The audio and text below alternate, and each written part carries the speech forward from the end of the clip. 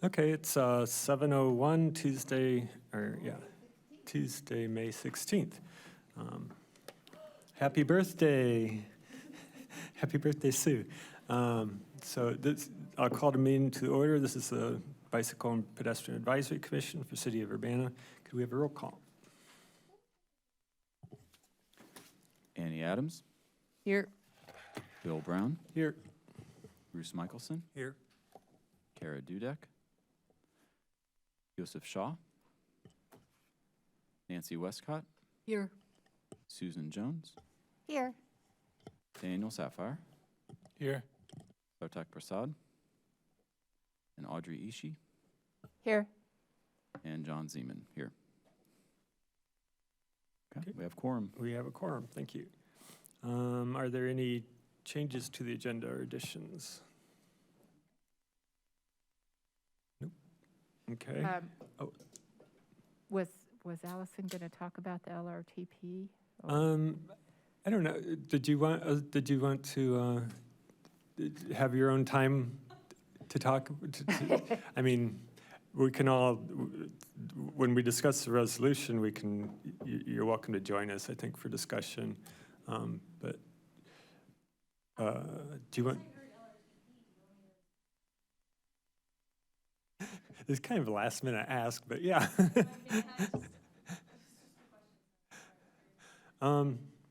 You can pull up the website. Okay, how about during public input, if you could just introduce yourself and talk a little bit about what you want with the LRTP if you want. And then when we discuss the resolution, you'll be available for questions for that and input on that too. Does that sound good? Okay.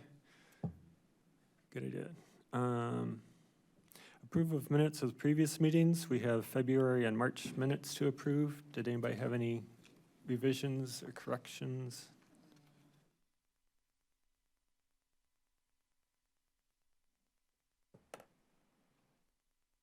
If not, is there a motion to approve those I move to approve the minutes for February and March? for February and March. Okay, is there a second? Second. Moved by Sue, seconded by Bruce. Any other discussion? All in favor say aye. Aye. Aye. Anyone opposed? That motion carries. The minutes are approved. Okay, next is public input. We have, yeah, either one. Up here? Okay. Sure. My first time even in this. Oh, really? And if you want, if you have something you want to pull up, that they can put that monitor through the feed. Yeah, but you can pull up a website if on not, there. that's fine too. I guess to make it. And I think you need to press the button on the microphone, make sure it turns green. Now you can hear me. Okay, Okay, thanks. excellent. My name is Allison Gwinnett. I'm here today representing the Champaign County Regional Planning Commission. My first comment here today is just to talk a little bit about the long-range transportation plan, if you want to hear a little bit more about it. We're in the very beginning stages of putting together this document. It's a document that we put together every 5 years that's federally required, if you're not already aware. We are in the public outreach portion of the long-range transportation plan, so we have a survey as well as an online map. I can provide those links to you if you would like to receive and then disperse them at your choosing. We really want to get as much feedback from the public as we possibly can. That, I guess, would be sort of my beginning statement for that. We're also working on existing conditions right now, but ultimately we'll be doing some modeling to sort of understand what the public and what our agencies want the Champaign-Urbana area to look like in the next 25 years. Okay, thanks. Any questions for Allison about the LRTP? The time frame and who's planning the LRTP? Who's on the steering committee? I would have brought a long list of names if I could name them all for you. We have representation from the city of Urbana, from Champaign, from the county, from Willard Airport, from I think both park districts, from the university. I mean, I think there's still maybe 10 other organizations I'm not remembering off the top of my head. I'm doing my best to try to help manage the document with everybody on our staff. We have steering committee meetings that should be occurring once every 3 months. The document itself takes about 2 years to put together, and ultimately it'll be approved by December 2024. And the long-range transportation plan is supposed to project out to 2050 this round. Does that answer your question? Okay, great. Okay, thanks. Allison, could you send me the comments thing, because you were asking for comments during the marathon weekend for LRTP, right? Or feedback from people. Yeah, I can send it to you, sorry. Mhm. And I can share it with an e-week and stuff, so that yeah. E-week is the newsletter that goes out to all faculty and staff at the university. Oh. Yes. Sure, excellent. Yeah. that would Allison, be one good. question. This group has talked informally over the last few months about e-bikes and e-scooters as a rapidly evolving presence, opportunity, and challenge. They're going to loom large. Is your group countenancing the implications of a population of e-scooters and e-bikes in the neighborhood and the general plan? Yes. In our survey, we do allow for people to mention that they use e-bikes and e-scooters or bike share for their primary transportation in order for us to get some idea of what population is currently using it. And we are also trying to get some data from VORide to learn more about what those current trends look like in the area. Beyond that, I'm not sure where we'll go, but that's where we are right now. I don't think anybody can be sure. Thank you. Yeah, I mean, the one thing I can mention as a person who uses an e-bike and other kinds of bikes, but is micromobility is on the rise. And one thing that we are going to have to be aware of is if we don't have 8-foot paths, we're going to run into trouble because we have a lot more users out there and a lot more people trying to fit into these small spaces. And we've devoted a lot more space to large motorized vehicles. So that's pretty much the one impact I have so far seen from the micromobility movement is that when you're on a thinner path, yeah, it's stressful. It's more I mean, it's always been stressful to be on a bike on a thinner path, but with increased users and, you know, people, yeah, with the variety of different types of movement people make on these machines and their ability to accelerate differently, it's just going to be causing stress unless we make sure that we're building wide paths and wide usage. Is the plan for the county as a whole? No. Federally, as it's required, as the MPO, we represent the urbanized area. So it's the Champaign-Urbana Urbanized Area Transportation Study, CUATS. That program only encompasses what is federally mandated or federally outlined as the MPO, of which we're still, I think, getting some of that pieced out with the 2020 census about where our new boundaries are going to be. So I don't want to say anything firm about what we know about the boundaries yet, besides including Champaign-Urbana and Savoy. Could I make one more comment? Just only because I appreciate your comments, and I really think for the long-range transportation plan, it would be very valuable to put those comments into our online map.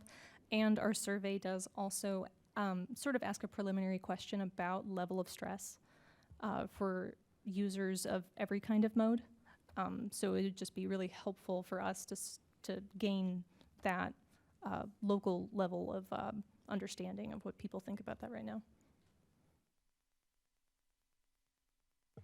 Okay, great. So will we be receiving that link? Thank you. Okay, thanks.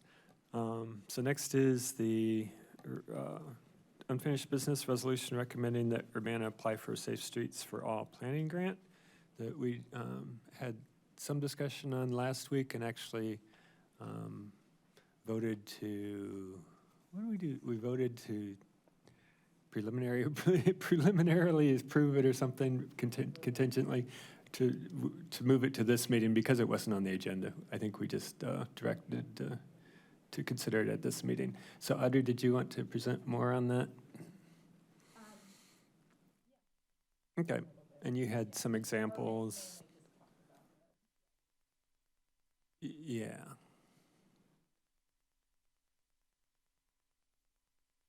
And maybe just like a brief summary or introduction since Allison wasn't here.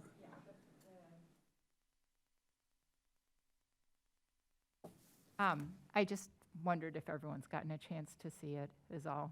I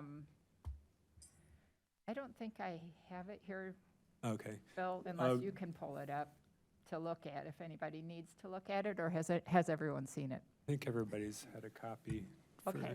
the day I guess, anyway. I have a short presentation here, just the idea of demo projects, which I attended the webinars, and it pretty much confirmed my understanding of quick build demo, what they are. And they are very much like what has been discussed here in the meeting. John mentioned that he was interested in possibly doing something on Broadway Avenue.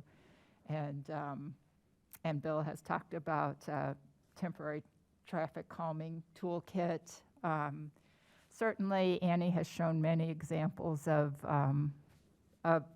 very simple things that could be tested out. So in the webinars that I attended on this grant, they emphasized that it was to be temporary. They were not providing grants for a permanent change, although it's to be tested with before and after metrics, and if it proves to be effective, there's nothing that says you wouldn't continue with it, but it's not to be a fully built-out thing. So, but before we get into that example, well, maybe I should just run through this real quickly.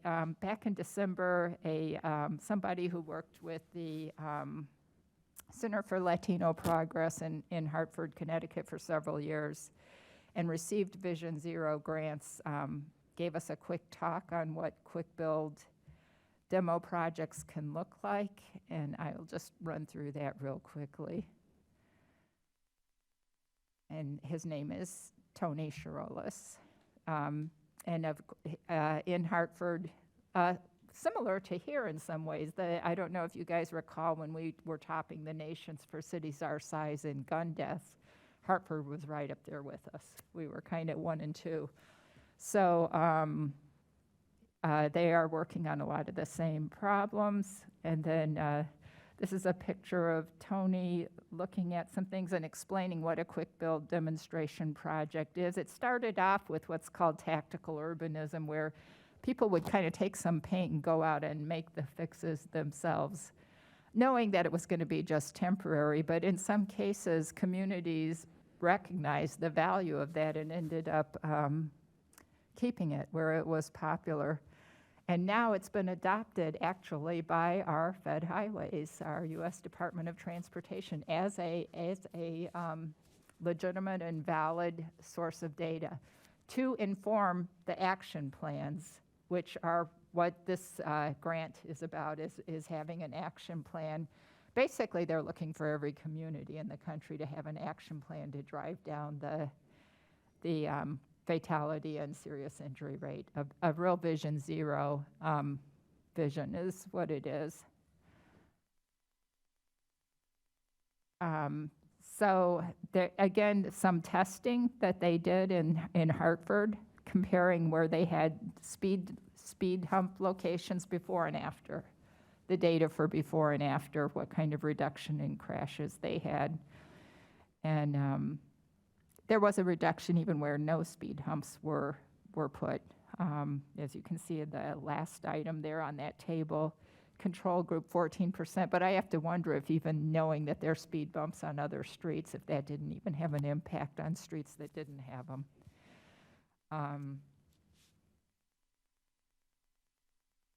So he actually lived here for, I think about 10 years, and he knows this city pretty well.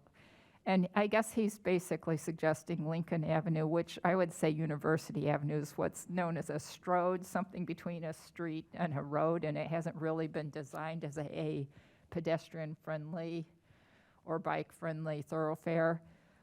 So he has some suggestions on what could be done to make that less of a strode and more of a street, where maybe with buffered bike lanes. Now, no one's really seriously suggesting at this moment that we would put bike lanes on Lincoln Avenue, but I know that a Lincoln Avenue study is occurring right now, and it's for the southern part of Lincoln Avenue, which is sort of unfortunate since you'd really like to see the whole street be considered together.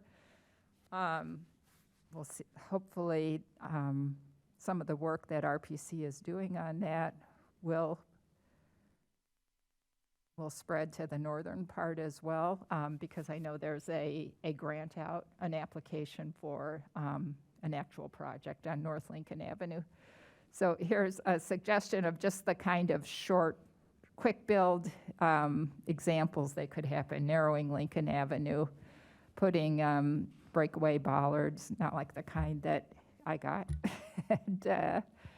and marked crosswalks. These are just examples, somewhat like Annie has sometimes shown us for, I believe, Washington Street and Cottage Grove, right? I think you've shown some. Just would be so nice to be able to ride a bike on Lincoln Avenue.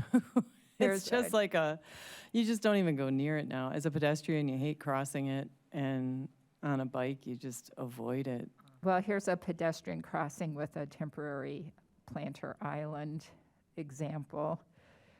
Springfield Avenue could be maybe better treated during the construction phase. And some resources, which the Safe Streets for All page has many resources as well, probably the same ones. So that's just an idea of what we're talking about with the demo projects. I think we talked about the rest of the grant application last week or last month.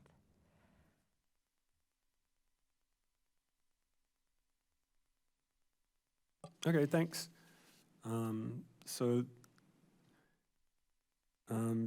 I guess for the benefit of the public, if anybody's watching at home, could you just give us the gist of the resolution in a couple of sentences about the purpose?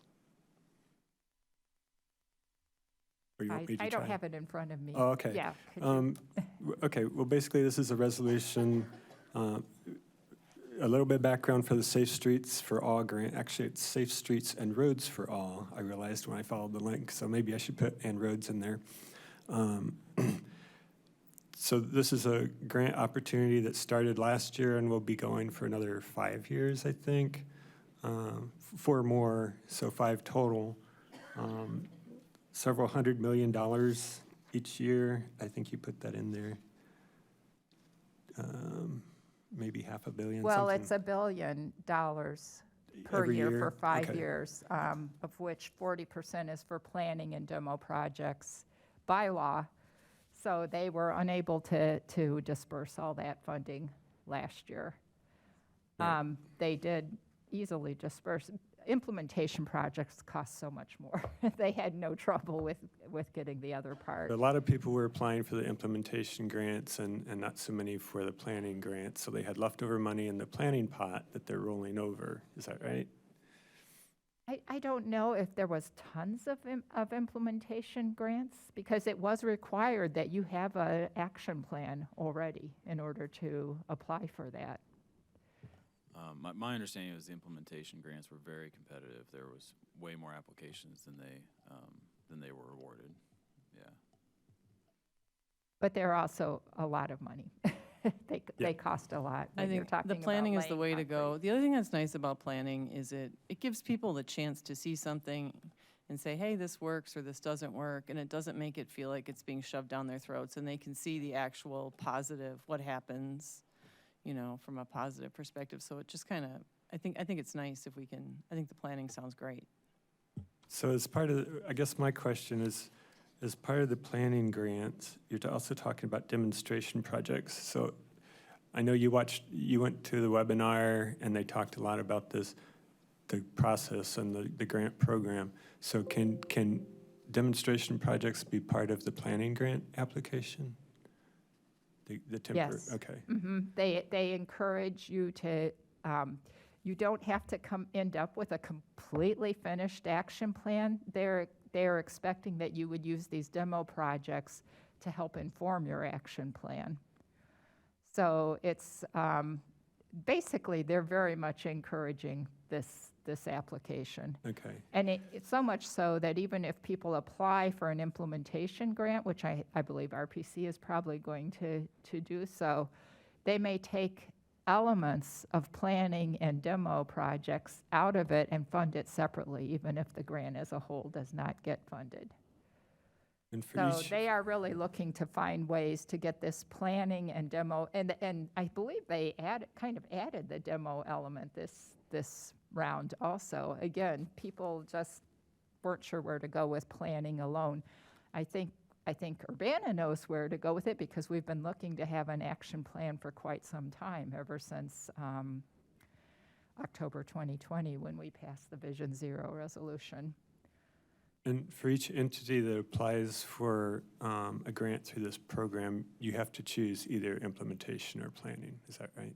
That's correct. Okay. Yeah, So I you think- must choose one or the other. You can't apply for both. However, as I said, they are planning to possibly award some funding from planning and demos to implementation applications, provided they can see where they could pull that part out. Okay, so I guess the gist of the resolution is that we're recommending that Urbana on its own apply for the planning grant, even though, while we work with RPC's application for their implementation grant, or whatever they apply for. Is that? That's correct. It's the supplemental planning and demonstration grant. Okay. It's very confusing because they talk about action plans as if it's separate, but the funding for that is in the supplemental planning and demonstration project grants. Okay, Allison, could you join us and give us your impression of where we're lost or not? I think you guys have done an excellent job of coming up with good ideas for projects. A couple things that I would like to clarify would be that the MPO doesn't have jurisdiction over any roads. So that being said, anything that gets applied for by us, we have to set up agreements with each jurisdiction in order to do any projects. So we would basically be leaving out the city of Urbana if you were to apply by yourselves. There's no way for there to be an application that's regional that includes the city of Urbana and an individual application from the city of Urbana. That's not possible. So I just want to make that clear, just because I don't want there to be like a hope for something that's not there. I think I had another point, and I wish I could remember it. Well, I know that, Allison, when you and I talked earlier, and, you know, we had a really great discussion last month about this, and I know I had to learn a lot. Audrey's definitely learned a lot, and, you know, I turned to Allison, who's been steering this process for RPC to understand kind of the nuances there. Essentially, there's, you know, Urbana is a party to the implementation grant application already. So we would have to make a choice between one or the other.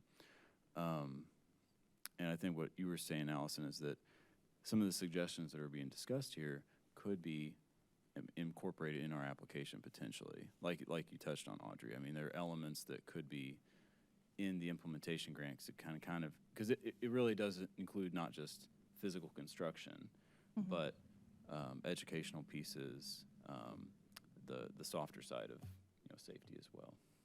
Well, it's not correct that you cannot apply in an overlapping jurisdiction. It's not that you wouldn't be able to apply in an overlapping jurisdiction. It is that we would basically not be able to cover anything in Urbana because we have to set up an individual agreement with people that have jurisdiction over those roads. So we as an MPO can basically apply because we have relationships with all of the individual agencies. I mean, we're a federally mandated organization to exist. And in that way, in that they are encouraging collaboration for this grant, that's where we come in. And it's also in a way that we can provide sort of a multi-jurisdictional effect. I mean, Champaign and Urbana are sister cities. We, in the grant process, we're thinking about how we better integrate both cities' transportation systems, things along those lines. You can also do planning in the implementation grants.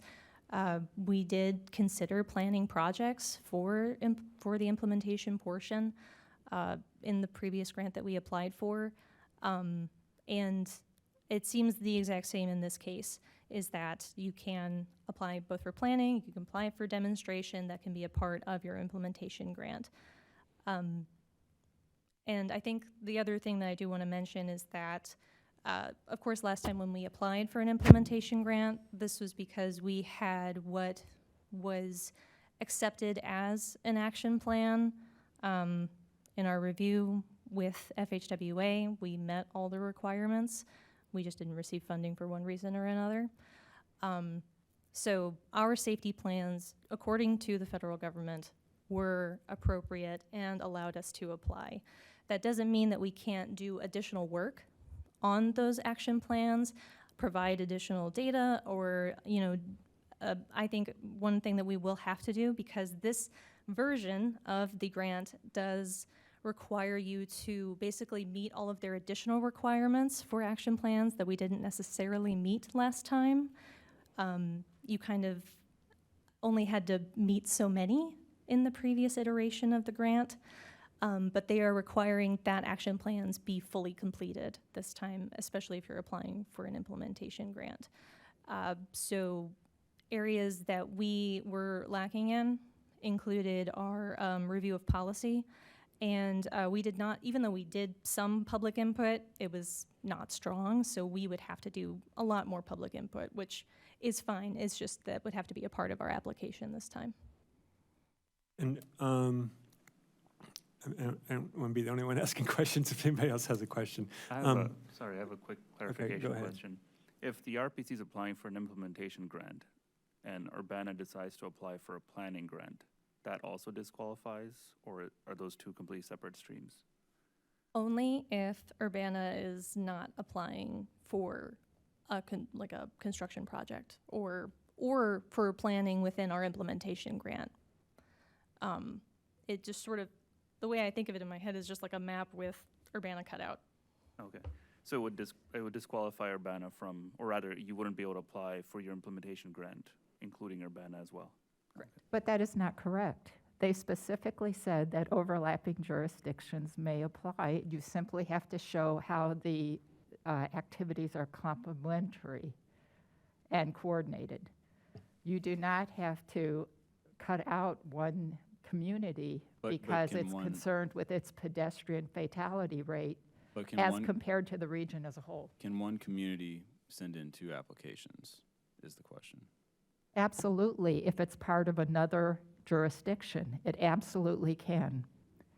And they said they will reach out, and if it's not clear to them how it's complementary and how it's been coordinated, they will reach out to that point of contact who is critical, who's applying. Okay. Urbana needs a planning grant because Urbana has a specific pedestrian fatality problem that RPC has failed to address because it doesn't even recognize it. It has not separated the statistics since 2018. Sounds like I would suggest that this is something we're not going to solve in this discussion, and I think what we'll need to do is go verify this question. Yeah, verify the question of the overlapping jurisdictions. Yeah. I did have another question about what's considered implementation. So one of the things in our Vision Zero action plan that's still kind of in our heads is to have a communications plan or communications effort. So if you were to apply for, say, money to do a lot of communication on safety are, as I talked to you about a little bit, the constant rollover of student population. We have to keep doing education on bicycle stuff and everything every couple of years because there's a lot of turnover. Is that considered implementation? If we ask for money for PR and stuff like that, is that an implementation? I may need to make sure and read the grant. From how I understood it, the educational portion would be considered potentially part of, I don't know if I want to speak on that specifically, but an educational campaign is going to be eligible. With an implementation grant, you can apply for basically planning all the way up through construction, whereas with an action plan, you're looking to develop a document that sort of lays out your problems, and then you can do additional planning and demonstration with that. Guess the Vision Zero idea has a lot to do with, physical infrastructure, but it also has a lot to do with education, I think. And I'm just wondering how much they've actually, I imagine all implementation grants involve concrete and things like that, but I don't know why they necessarily would have to. So that's just what I was wondering. Okay. Well, I think from my perspective, we could go forward with this. It doesn't have a time frame on it, so if it isn't the best thing to do, if it turns out it's not the best thing to do this year after we learn more details, it's still our recommendation that Urbana apply for a planning grant. So that's It's the supplemental planning and demonstration project grant, yeah. That's the funding source. And I'm very sorry if RPC feels that Urbana would be going its own way by tackling its own problems that RPC is not able to address because that's not its jurisdiction. RPC doesn't set speed limits to my knowledge. RPC isn't even summing the pedestrian fatalities by city. So it's my understanding, and I did pay very close attention to this in 2 separate webinars, that there is no problem at all in applying. And in fact, I was hoping RPC would be the one leading up the application process. I think we can. Could you describe exactly what Urbana is getting out of RPC's implementation grant? Well, I know that we are applying for the North Lincoln Avenue project from Washer to Killarney, and we are participating in the education program that's county-wide. Those are the 2 elements that we were participating in the local match for. Well, we absolutely would not be putting that at risk. I am certain of that. Okay. Well, and I really appreciate the steps you put into learning about this, and we will look into it and verify what we can do. Audrey, did you get contact information at any of the webinars that you could clear this up with? Oh, yeah. Mm-hmm. They strongly encourage reaching out So maybe that's a and good contacting them. next step for... Well, it's hard to do because those questions were asked. The specific questions were asked and the answers were clear. Was the webinar recorded? Yes, it is recorded, Yes. and I will be happy to send the links. Yeah, I think if you have a contact, or if there was somebody to contact, you could give them our concrete Well, example. it sounds to me, Instead of just kind of instead of a general question about it, we can use a concrete example and see if that applies. well, I'm not sure if Ms. Gwinnett is saying that the grant cannot be applied for as much as RPC does not wish for Urbana to apply for it. And that I can't answer from Fed Highways. Yeah, Audrey, I think you're reaching on that with RPC. Let's just stick to this topic here. Well, no, I'm not clear on if she's saying that at the federal level it's impossible or RPC is not happy with that. We're talking about that our understanding is that Urbana would not be able to apply for 2 grants. at Oh, the same no, time. it absolutely can apply. And that's what yeah. we will verify. Okay, is there a motion to approve the resolution? Can we just, I just want to be really clear on this. So the discussion that's happening right now is RPC is regional. So RPC isn't going to be like specifically Champaign, specifically Urbana, and Urbana specifically this street. And Urbana is specifically like, I'm interested in this street and in this one thing, or 5 things. I don't care how many things. So the discussion that we're having right now is that there's a concern that if Urbana applies for a grant to say, we're interested in demonstration projects specifically for these reasons and in this space, and RPC applies for the entire region, that the government, that RPC at that point, if they got the grant and if Urbana got the grant, that Urbana would not get any of the RPC money.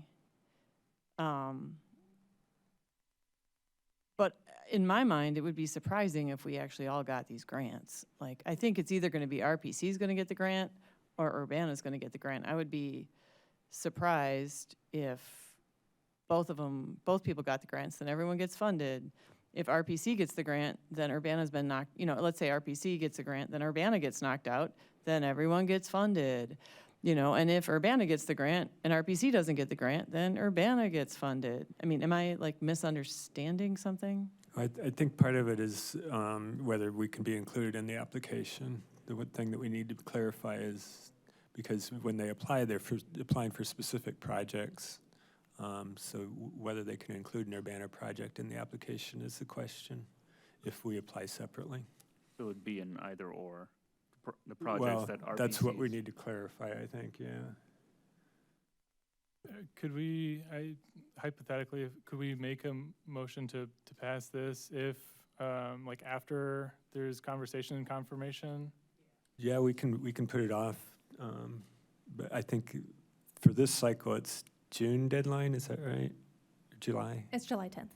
It's July 10th, July but 10th. the application really should be done by July. And I think we do need to take this discussion to a much higher level because it's just very strange. That's all I can say. Well, and then the practical, if Urbana did decide to try to apply for a planning grant, somebody has to do that, and we would probably have to contract with RPC because we don't really have staff available, as far as I know. I feel unless- that would be the best way. Unless there's, staff willing to do it or other outside contractors we can get with some Because of of our. the need to learn all the requirements so quickly, I think RPC would be the most logical choice. It's hard to say. There may be other consultants, but yeah. Okay. But to Just- recap, is RPC applying then for the regional grant? And what your expectation, Audrey, would be that RPC would apply for 2? No, they cannot apply for 2. They would help with the grant application. Urbana would be the point of contact and in charge of it. But RPC could write the grant application, which ensures that it's coordinated, not duplicative, which is very important. It's complementary. Allison, what kind of effort is involved in these grants? Is this a big one, a 100-page grant thing, or what? I would describe it as pretty intensive anytime you go for a construction grant of any kind at the federal level. It takes a lot of time. I was originally hired to work on this grant in June of last year, and it took all 3 months of my dedicated time to help put it together and get all the data from all of our agencies, all the relevant information, and I also had to catch up just to learn everything. So it does take quite a bit of time, and I will say that RPC is also working on a much lower level of staff than it's used to. Mm-hmm. Okay. RPC was requesting $25 million, which is the upper end of an implementation grant that they expect to award. There is a 20% match, so Urbana is not going to be requesting $25 million. In fact, their planning grants are expected to run between, I believe it was 100,000 to, and I can't recall. I know some places got 3 million planning grants. But anyway, that's beside the point since there'd be a 20% match, which can be in-kind services. I'm sure that Urbana would not be requesting much more than. But in it the- doesn't sound like RPC has the bandwidth to pull this off by June, if they are applying for a massive $25 million grant. It sounds like that bandwidth has been taken up. Well, they did apply last year. They're building on the same grant. Now, if they, I presume that because the intent is to possibly give some funding to implementation grants for the purpose of planning and demonstration, perhaps RPC will be realigning that a little bit to indicate it what would be- elements could be pulled out. And this would be yet another reason why the Bike Pedestrian Advisory Commission desperately needs a full-time person dedicated to going after the money. The federal government right now is putting lots of money into this, and unless we have somebody dedicated and advocating for it and trying to get it, we're not gonna get the money. Well, I don't know if RPC has someone, yeah. Not to the topic that we're discussing here, which is pedestrian and bicycle safety. I don't know that RPC either has someone dedicated to that. Okay, so what are your thoughts? Do you want to approve this now, or you want to put it off to June? Or, I think we should approve it now. There's absolutely no way to proceed if it's put off till June.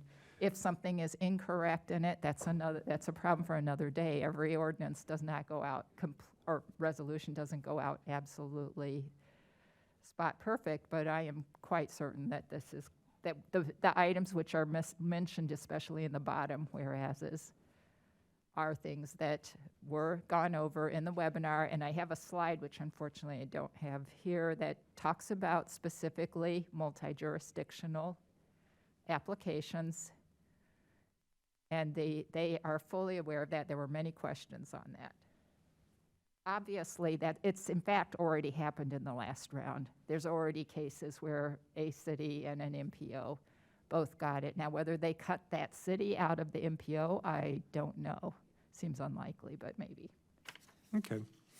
I mean, we're an advisory body. Nothing we do is written in stone, but if this is what we think is right at the time, then we can vote on it, and it can think be there's taken lots more under ways to advisement. It seems there's a lot more ways for something to stop than to keep it moving. We're just not, if we vote that we think we should do this now, it's still, if we find out that it's gonna be a hot mess, then they won't do it. But we can say, hey, based on our information, we think we should do this. And then if something else stops it further along the line, then that'll happen. And I currently work for the University of Illinois in the computer science department, and the Biden administration is throwing a ton of money at artificial intelligence, and they're also throwing a ton of money at safe streets. And you have to have people ready and willing and able to take the money and put it into good places, because that's what the government is interested in, for all the right reasons. So I just want to reiterate, the city of Urbana, if we want to really make our streets safer for all the road users and for future road users, we really need to invest more heavily in staff for the Bike Pedestrian Advisory Commission. Again, I would reiterate that RPC does not handle things on the city level. It's wonderful that they're coordinating our as they're required by law, as is in fact the purpose of their existence, that they're coordinating transportation across the whole region. But it is not part of their requirements that they determine what residential speed should be, which roads we want to make into pedestrian pathways, or a special approach to pedestrian deaths, because they're only concerned with pedestrian deaths across their entire region. They aren't pointing out, or specific intersections, yes, but as if there's no jurisdictions. when enforcement policies, cultural approaches can vary by city. Otherwise, we don't need cities. So these things can and do and have to vary by cities. So we have known since 2020, when we passed the Vision Zero, when Urbana passed the Vision Zero resolution, that we needed some kind of funding in order to get that action plan prioritized and in place. And now the day is here. They specific, and it's in the whereases at the bottom, they specifically called for us to get outside funding for this purpose. Okay, is there a motion?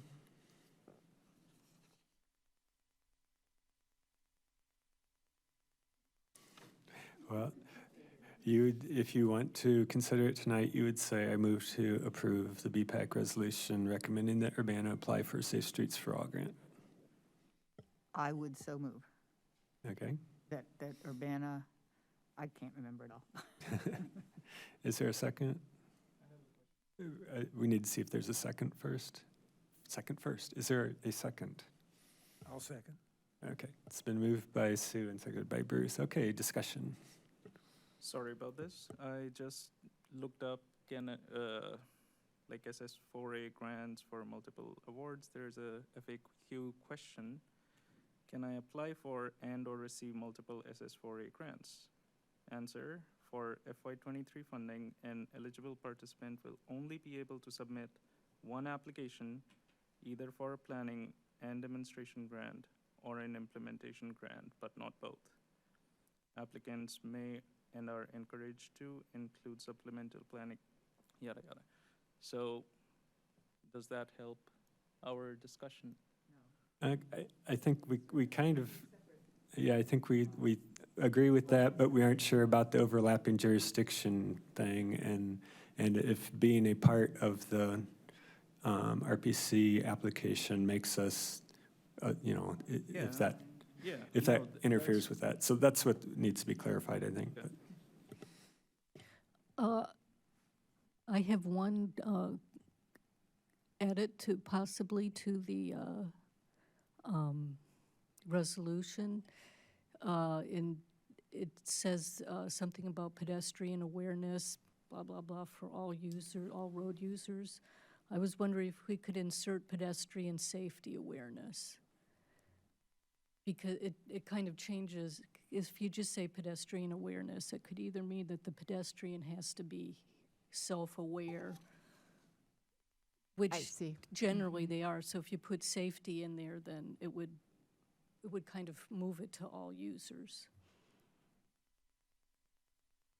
So that would be my Yes, only. I was just, in that wording, I was just thinking about how many drivers are completely surprised to see a pedestrian, but yes, to be aware of their safety. Right, thank you. Yes. Mm-hmm.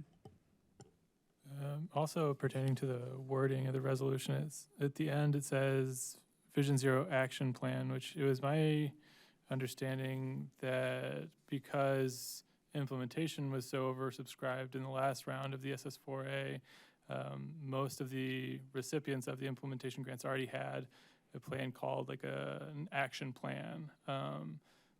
But it sounds like our RPC had a safety plan that would have equaled that or met the, so could you go into more detail about what were kind of the fatal flaws in the implementation grant or why RPC didn't get it, and what's changed in this next grant application? Yeah, I can talk a little bit more about that.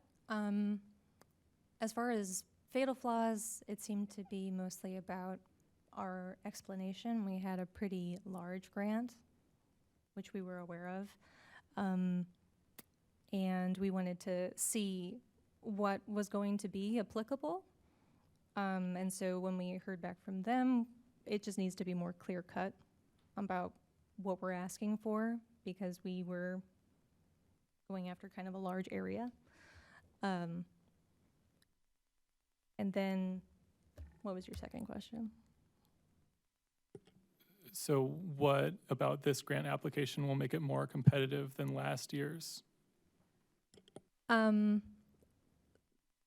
Reading through the notice of funding opportunity, it does mention that there's going to be special consideration for implementation grants that are rural and under $10 million. We qualify as a rural jurisdiction. Of course, we're going to have to cut back in various ways, which I've already discussed with our agencies about how we would want to do that. As far as other ways to differentiate, you know, we can do additional action plan work, whether that is by city, or we can also do demonstration activities, which I think should be a really large consideration.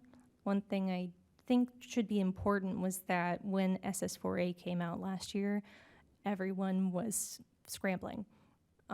It was very hard to put it together, to kind of understand what the grant was. A lot of new grants are coming out because of the bill. We're all aware of that. So in terms of trying to make a plan, we put together what we could in the time frame that we had.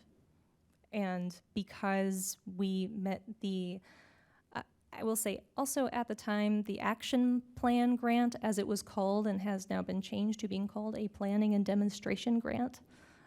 The action plan grant itself had considerations for specific statistics about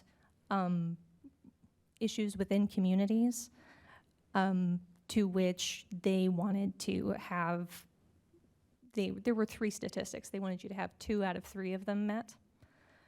And then I think once they received all of the applications, determined that that was not feasible. They were trying to find ways to cut back.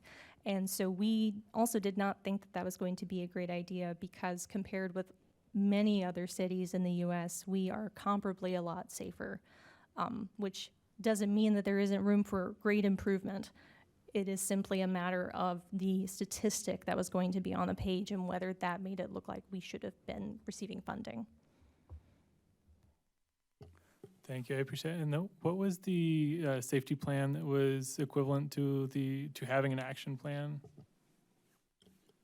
That's the urban area safety plan that CUATS has. Is it qualifies as an action plan. With what we did last time was we added the Vision Zero resolution that was countywide, and that qualified it. And I'll add too, the agencies we sat in on the federal debriefing on the grant.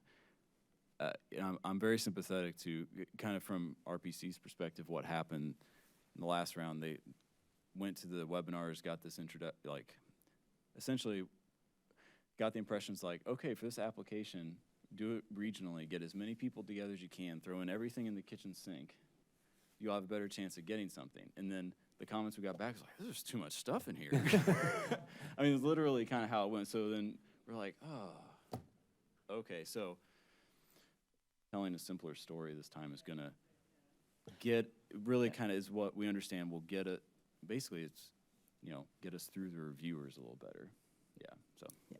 If there's one thing I know about these big grants and applying for any grant is they want to feel like they want it to be like just a story you can repeat over and over again. Like, this is why we got the money, and the money's going to go to the thing, and the money's going to do the stuff.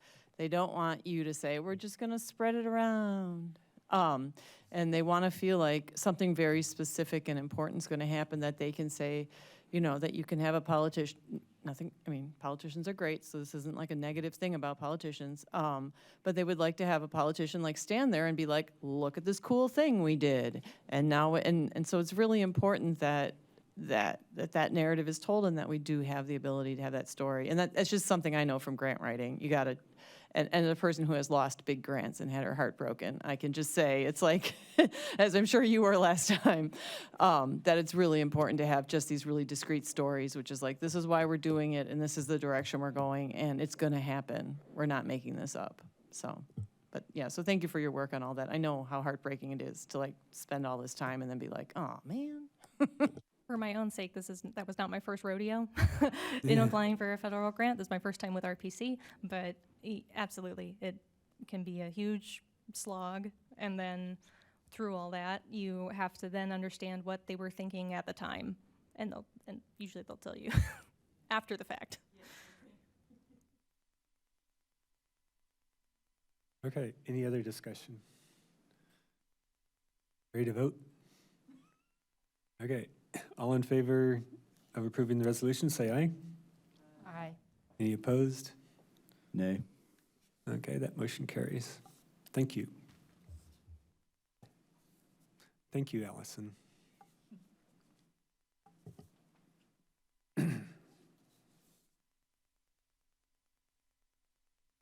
Okay, next is reports of city officials and staff, reports of committees.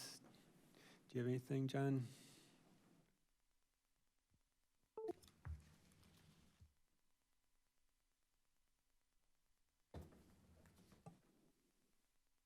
Sure thing. Yeah, I don't have a whole lot. Oh, just a few updates. Happy to share we posted a job ad for civil engineer up to 3 positions just yesterday. So getting the word out. We'll see if we can get some good applicants in. Be exciting to see how that goes. Been very busy with the capital improvement plan. We're going to present the draft of it to council next Monday. So we'll be look for that. The draft document, of course, will be shared online once we're ready with it, and you can see a lot. It would be a lot of what a lot of similarities to last year's capital improvement plan, but get that rolled out. And see, Thursday we're going to have a kickoff meeting with IDOT about our 2 ITEP projects. So looking forward to get those processes started. Yeah, but otherwise, I'm here if the commission has anything for me. This might be a really specific question about the CIP. Is the Washington Bridge reconstruction, is there a projected start date for construction? Sure, yeah. Near and dear to MTD's heart. Get that bridge back. Yeah, we're targeting an early July letting for construction, and we are still planning to finish that construction this year, assuming there's not some delays in materials, which we're trying to get ahead of we're going to this week put out requests for proposals for the precast box section, which should have the longest lead time for materials. So, yeah. That sidewalk there, the sidewalk bridge there is pretty dilapidated too. Will that be part of the bridge project? Yeah. That it looks worse than it is, but it's not very pretty. Yeah, the box culvert that will be replacing that bridge will be long enough that there'll be a sidewalk built on top of it. Okay. Yep. Where is this Washington Bridge? It's a landmark. It is about 1.5 miles west of, maybe a half mile. No, but it's a little bit west of High Cross Road as you're coming into town. It's right at the bottom of the hill if you're going out of town to the east on Washington. It's right where the bike lane ends, basically. Kind of by the Scottsdale subdivision? Yes. Pfeffer Road, if you know that. It's like I don't know. Such a tiny bridge. It's a bump. You can barely tell it's a bridge, yeah. The bump, yeah. It's a creek. Yeah, it's a creek or a ditch. You said there were 2 IDOT projects. So there's East University and there was another one. Oh, ITEP. Oh, ITEP. Oh, right. Okay. Yeah, they're gonna give us the rules for how we can spend the money, Right. Okay. basically. And then for the equity and quality of life projects, are those coming along? Okay. Yep, in design right now. Just noticed how bad Fairlawn was today. Sure. Just the street. I mean, Have the speed studies been completed that were contracted for the? If they're not taking the data this week, they were taken last week. And at least I'd say they're being done in 2 phases. So the first phase, I think, is being done this week, and they'll take out the sensors and do the second set of areas after that. a lot of projects. You can see why John doesn't really have a lot of time to be applying for grants and Well, stuff. I pretty much just sit and, answer phone calls and emails. Everybody else does the work. I just, Right. Sorry, could you, what was the East University project? What did that encompass? There is not a city university project. IDOT has some work in East University. Do you know where along East University? Yeah, they, well, you know, from like Guardian Drive, like Casey's west to the interstate, they're gonna resurface that part. Okay. And then between there and Maple Street, they're in design for that section to get resurfaced and shared use path on the side. On the north side? Mm-hmm. Okay. Thank you. Yeah, you bet. Is there going to be a crosswalk too across East University from, I don't know, Ambucks to, maybe, is that word? MTD, yeah. I know it's in discussion. That's my hope that will be in there. And I know I've touched base with IDOT about that. I mean, they're going to do their design. We'll see how it goes. The city does have some, that happens to be in a TIF district, and the city has some TIF funds that if for some reason IDOT doesn't put like that mid-block crossing in, I think that'd be something we could look at using some TIF money to, you know, add to their project if needed. But in general, IDOT should be footing the bill for the construction of these pedestrian accommodations. I know anecdotally, and I've heard it from others at MTD, because our bus drivers cross the street all the time to get to the stop, that westbound traffic on University goes very fast and above the kind of 40, 45 mile per hour speed limit there, because they're coming right off the. I believe it. Oh, yeah. And so I think any kind of narrowing or anything might help too. And MTD has the training lot just east of 1101 East University, and we use that for bicycle training and stuff too. But it's very difficult for riders to get there because you imagine biking down University. Sure. Exactly. Sure, definitely. So a crossing would definitely be beneficial for, you know, anyone trying to get to MTD, or previously, I guess, the school district. They're not there anymore, but. Has IDOT held the additional stakeholder meetings they were talking about holding for that, for the stakeholders in particular that they had left off? They have not held the stakeholder meetings yet, no. Do they intend to prior to design, or? I know they intend to. I don't know where that fits in with like their other processes, but yeah, I know they're going to intend to meet with you know, various stakeholders, property owners, things like that. Who is the engineer who's taking over since Robert Nelson has retired? In Robert's role as the bike coordinator? Yeah. Yeah, I don't know the answer to that. Maybe you'll find out at the. Yep, I Yeah. imagine I will. Yep. Okay, and when there's a couple of our terms are up, is that next Oh, month? yeah.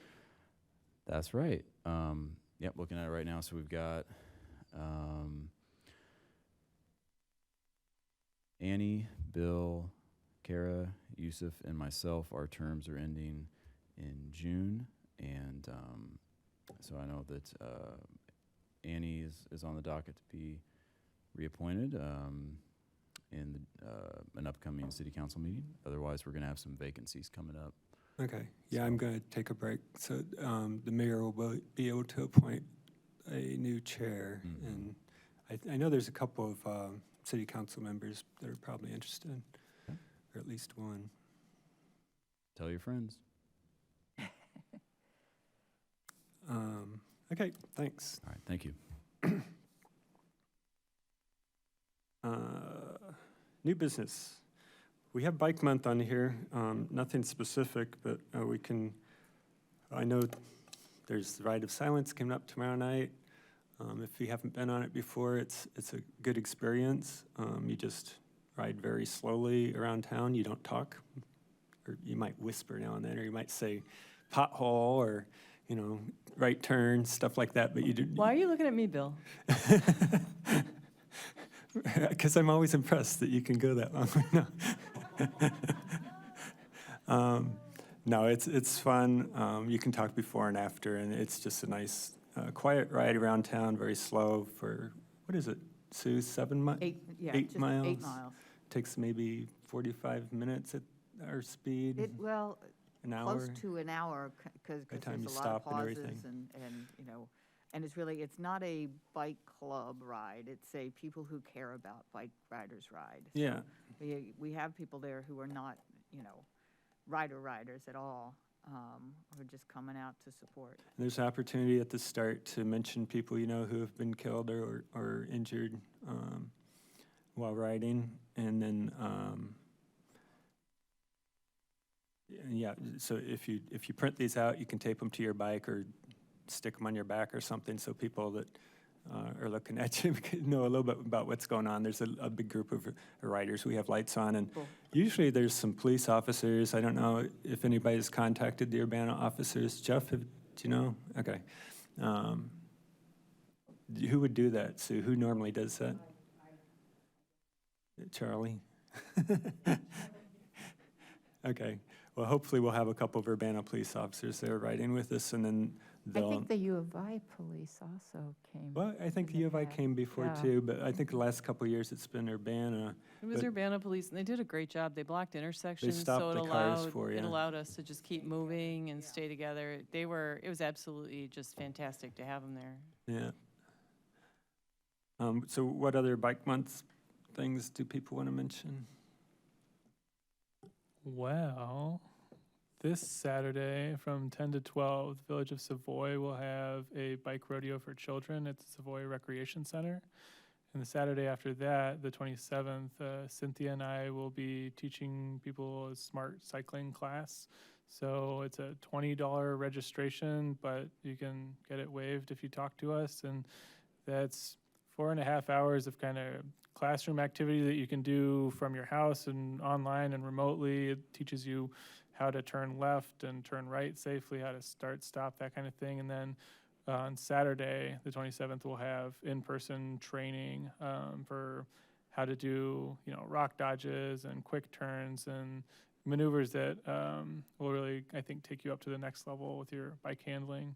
And it's also a qualifying kind of prerequisite for becoming a certified instructor. So if you're ever interested in teaching adults or kids how to ride bikes, that's a kind of precursor. And then earlier, I think in July, there will be another bike rodeo. I don't remember the date right now, but it's on a Saturday in July, and that's hosted by Habitat for Humanity, at their Restore location. So not in bike month, but keep your eyes peeled out for that because bike season's coming up.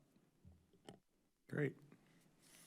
And you may remember that the Bike to Work Day is moved to the fall now because it works better when students are here. So that isn't going on in bike month. So it seems a little quieter this year or the last couple of years because there's not quite as much going on. But I was thinking maybe for next year, you might want to have like a subcommittee start a few months before and try to get some BPAC stuff coordinated, maybe with the farmers market, have somebody at least at the table with a brochure. We talked about making a brochure before, just to let people know that we exist and that if they have bicycling concerns that they should talk to people on BPAC. And I think we talked about getting some kind of identifying buttons or T-shirts or something too that would be good to work with that. Any other bike month comments or discussion? Just that Safe Routes to School has a lot of helmets, and so I bet they'd be willing to do helmet fittings or anything like that at a farmer's market too.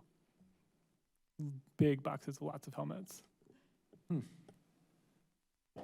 One thought is you were talking about, Bill, having the police department there, and if they block some streets, for whoever's coordinating the Ride of Silence or other things in the future, the special event permit through the city can help make some of those things set up ahead of time. Just not sure if that's something that'd be appropriate or not, but it's an avenue out there. Like if a marathon or a street parade's going on, you can get a permit for that and get things blocked off. So just a thought. Mm-hmm.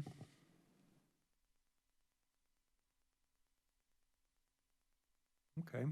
Question? Yep. Oh, yeah, Jeff. Can you come up to the microphone?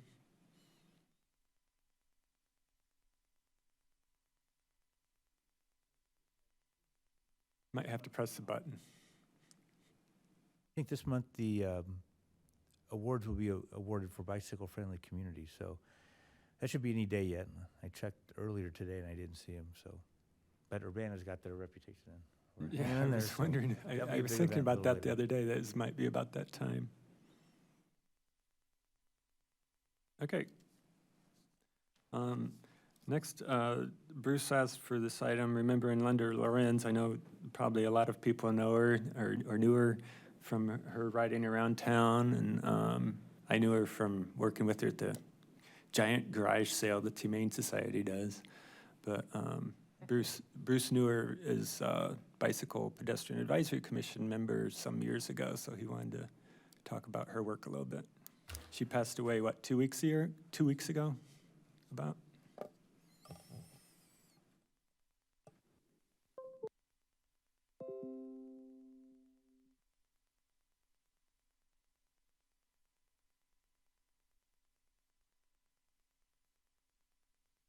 Yeah, I just need 2 minutes to remember Linda. She was a legendary figure in town with regard to bike riding. Any weather, any time of the year. When she was physically able, she was out there. But I specifically wanted to note her contributions to bike safety, which are lasting. She was on a committee, when this committee was called the Citizens Advisory Committee on Bicycle Programs. That was the long and looser name. We had the opportunity to get an IDOT grant to replace the suicide storm grates in town. These were the parallel grates, which were, well, you know what kind of damage they could do. The city at that point had put these grates in over a number of decades, and there was no collated record of what grates and what configurations and sizes were where. So legwork had to be done, and Linda was very much at the center of that, out there in the cold with a notepad and a tape measure, block by block in the downtown area, coming up with a list of what the various shapes were, where they were, and we put together a map. And on the basis of that map, 430 grates were replaced. And there are people today riding around who still have their teeth in the afternoon because of what Linda did. She was ardent in her dedication to causes. She was sometimes less than smooth to deal with, but you always recognized her heart was in the right place. She had the courage of her convictions, and I just want to remember that. Thanks very much. Thank you. Thank you. Yeah, she gave me one of those little fans that put on my bicycle. Remember those little, what are they? Pinwheels, yeah. Pinwheels, yeah. Anybody else have any memories they want to share? She was really good at upcycling anything. Upcycling, right? And of course, she always picked up cans and bottles and Right, so on. right. As she was bicycling all over town, her baskets were ready. Yep. Good cleanup. Okay, thanks. Any announcements? A quick reminder that our June meeting, because there's Juneteenth on the Monday the 19th, City Council will be meeting here on June 20th, and so we're going to meet in the library next month. So we'll see you all there. Going to try to do a better job with audio visual next time. Yeah. That was on me, not our UPTV staff, by the way. Any other announcements? Yes, so last month we did bike census. Just FYI, we counted about, I didn't have as many volunteers as I should have. We only covered about 75% of the campus. We still counted about 3,000 bicycles on Wednesday, April 26th from 10 to 11 a.m. Next thing, so we are doing a pilot for VO to use their Cosmo E on campus with some restrictions that they are not allowed on main quad or any of the quads. There will be some slow zones, especially if you're familiar with the Zone 1, CATS Zone 1, that area, and then for Zone 2 and Zone 3, it'll be the regular speed limits. So will that be geofenced and automatic so that the Yes. bikes will automatically slow down to 10 miles per Yes, hour? Okay. yes.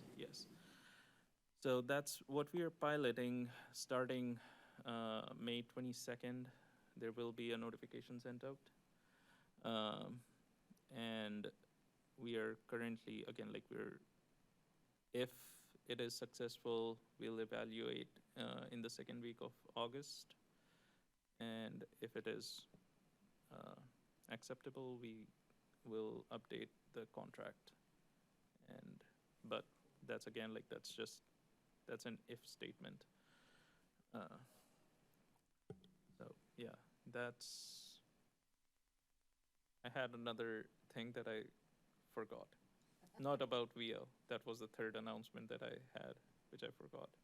Any new sustainability grants for anything applied to bicycles? As a matter of fact, I think, well, I did apply for a bike shelter grant. They didn't give me that, but they give me $20,000 to hire an intern. So Oh, nice. so at That's least great. So I will have an intern hopefully next year. No, that's great. Yes, will. Do they know how to build shelters? Nobody knows. Nobody knows. But On the bike census, so what percentage of the campus did you say was covered? we covered about 75%. We could not cover anything west, like the northwest portion of the university district. Basically, like anything west of Wright Street and north of, I want to say Armory, or it could have been like Daniel Street, all the way up to like Neal Street. We couldn't cover that part. We also could not, like one volunteer didn't show up who had the Bardeen Quad map block assigned, which usually has the most number of abandoned or off-rack bicycles. But it's okay. No hard So feelings. that you're counting every bicycle that you saw, whether it was parked in a rack or off rack or Yes, somebody was exactly. riding it? Yes. No, not somebody's riding it, just off-rack or on-rack. Okay. We did not count any moving bicycles. Okay. Is the pilot gonna are you gonna be able to park a VO Cosmo on campus? Are you like Yes. designated locations or? Only on bike racks. Only at bike racks. And not anywhere else. And again, like that's something that I will be giving, that information will be given to VO. We have a GIS database with all the bike racks information, where they are, how many bike racks there are, all those type of things. So they will have that info. So hopefully it works. I'm excited. Yeah. Oh, by the way, like if it does get approved in August, VO has talked about removing their Halo E's. Like they will be decommissioned, but I don't know if they've talked to Urbana or Champaign about this, but if the Cosmo E is allowed on campus, they will be bringing back the pedal bicycles with membership options, gradually at least.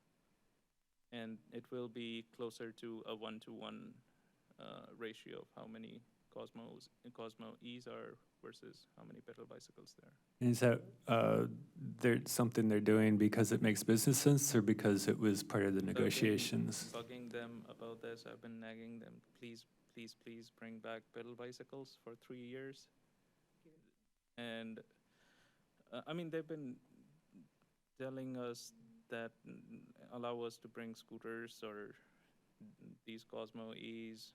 I mean, it makes sense. They make more money out of it for them, like with Cosmo E's.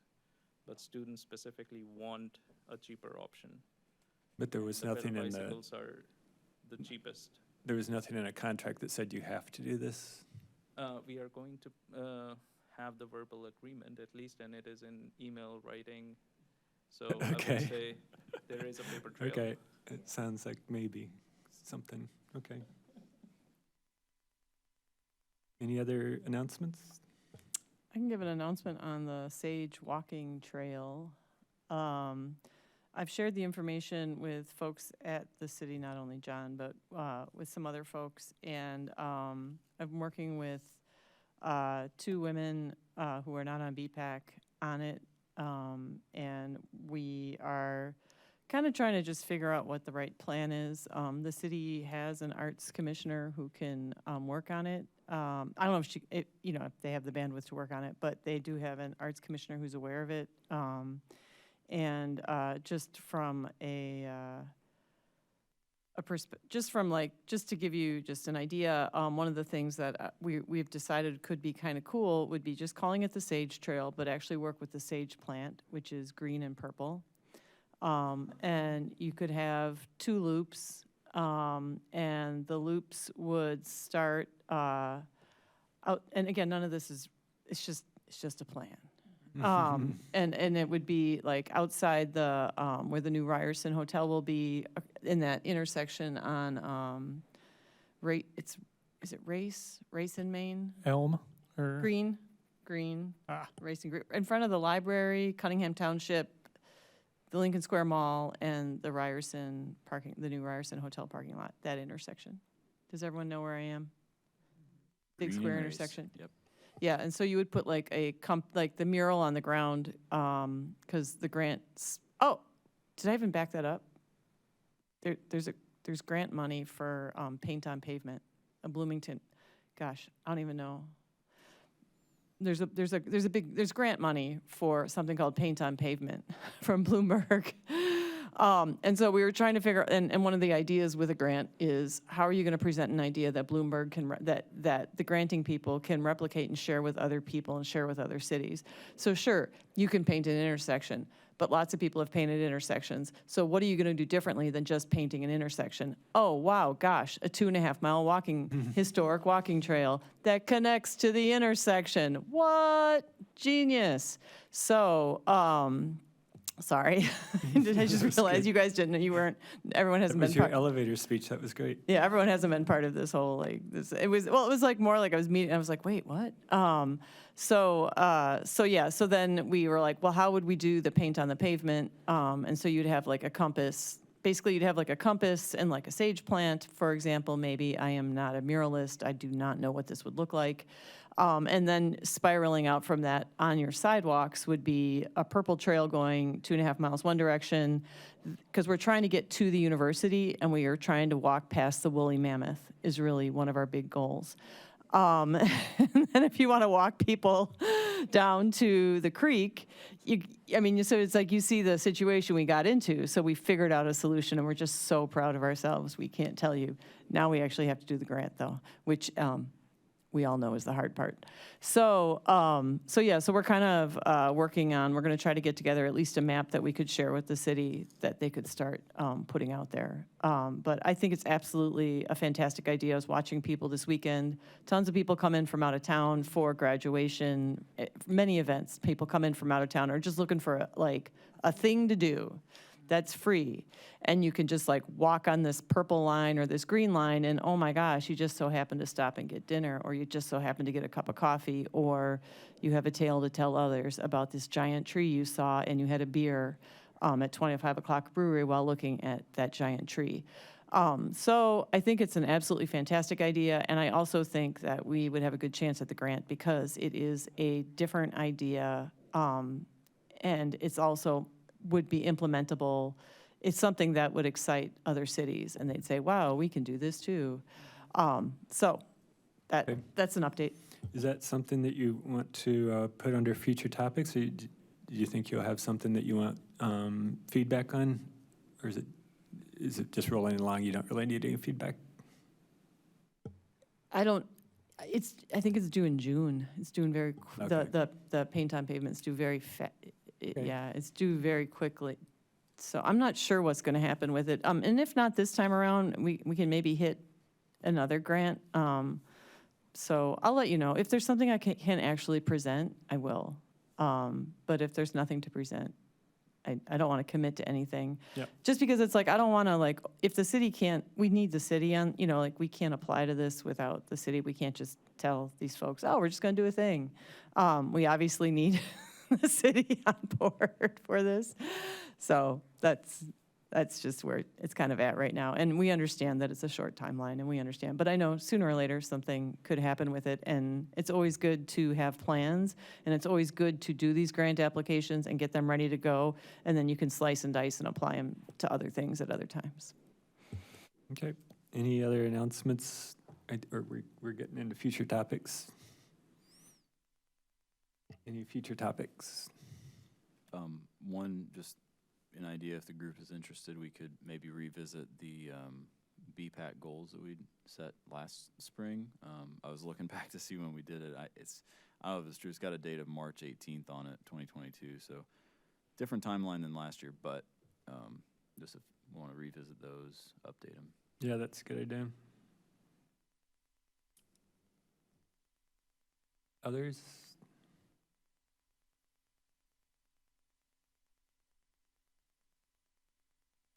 Okay. If not, that's the end of our agenda, so have a good rest of the bike month. This meeting's adjourned.